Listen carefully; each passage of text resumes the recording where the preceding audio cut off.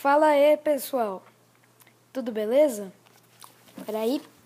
Aqui quem fala é o Léo, trazendo pra vocês mais um unboxing pro canal. Unboxing da vez é do jogo Batman Arkham City Armored Edition. Aqui é a classificação dele, né? Então nós temos aqui Team da Warner Games, né?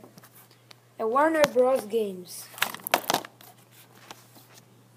Daí, não escape de Arkham City.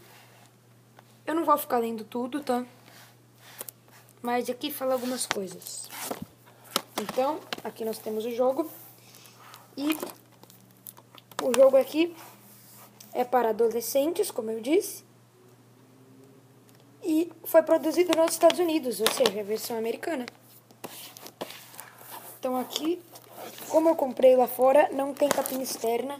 E mesmo eu nunca vi nenhum jogo do Wii U com capinha externa. Que nem as do 3DS do Nintendo Wii. E eu vou tentar abrir sem nenhum instrumento, né? E eu vou apoiar a câmera aqui para ficar mais fácil para vocês verem. Ai! Eu vou abrir aqui com a tesoura. Eu disse que ia ser sem nenhum instrumento, mas eu precisei de um instrumento. E vamos tirar o plástico. Ai, que delícia!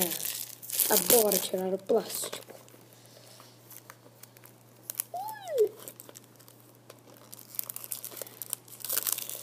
Ai, que droga!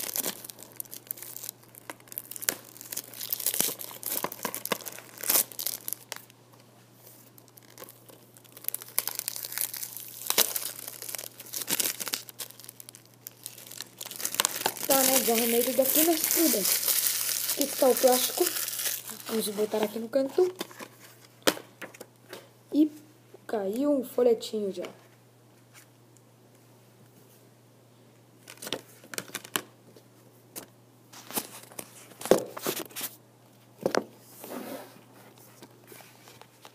Então, o que nós temos dentro?